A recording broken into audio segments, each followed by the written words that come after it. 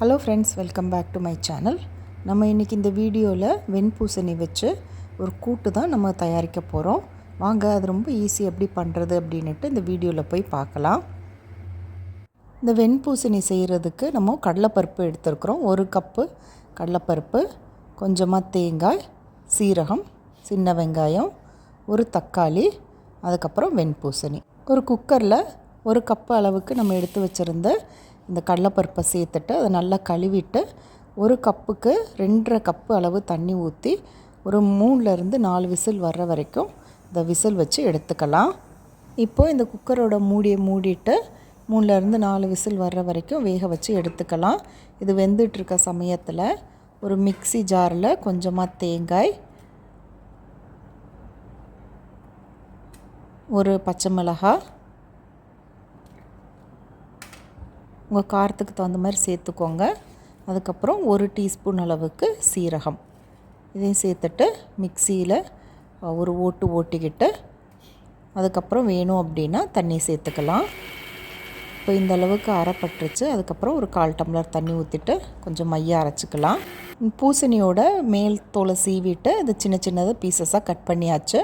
இது கூடவே ஒரு 10-15 சின்ன வெங்காயம், ஒரு தக்காளி, அதையும் கட் பண்ணி சேர்த்துட்டு இதில் ஒரு 1/4 டீஸ்பூன் அளவுக்கு மஞ்சள் பொடி சேர்த்துக்கோங்க. இப்போ ஆல்ரெடி நம்ம வேக வச்சுருந்த அந்த பருப்பில் நம்ம கட் பண்ணி வச்சுருக்கிற எல்லா காயும் சேர்த்துட்டு இப்போ நம்ம அரைச்சி வச்சுருந்த அந்த மசாலாவையும் இதில் சேர்த்துடலாம். இது ரொம்ப கசகசன்னு இருக்கக்கூடாது, அதனால் நல்லா மையாவே அரைச்சிக்கோங்க. மிக்ஸி ஜார்லேயே கொஞ்சமாக தண்ணி ஊற்றி கழுவி அந்த தண்ணியும் இதில் சேர்த்துக்கோங்க. இப்போது உங்கள் டேஸ்ட்டுக்கு தகுந்த மாதிரி கொஞ்சமாக உப்பு சேர்த்துட்டு எல்லாத்தையும் நல்லா இந்த மாதிரி கலந்து விட்டுக்கலாம். கலந்து விட்டதுக்கப்புறம் திரும்பவும் இதை மூடி போட்டு ஒரே ஒரு விசில் வர்ற வரைக்கும் வச்சு எடுத்துக்கணும். அப்போ உங்களுக்கு அந்த வெண்பூசணியுமே கரெக்டாக வெந்திருக்கும்.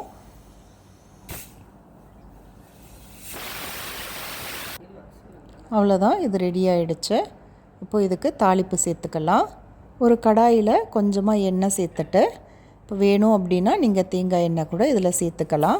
எண்ணெய் சூடானதுக்கப்புறம் கடுகு, உளுத்தம் பருப்பு, 2 வத்தல், அதையும் சேர்த்துட்டு இதில் கொஞ்சமாக கருவேப்பிலை, அதுக்கப்புறம் கொத்தமல்லி, இதையும் நல்லா சேர்த்துட்டு நம்ம ஆல்ரெடி வேக வச்சுருந்த இந்த பருப்பில் தாளிப்பை சேர்த்துட வேண்டியதான்.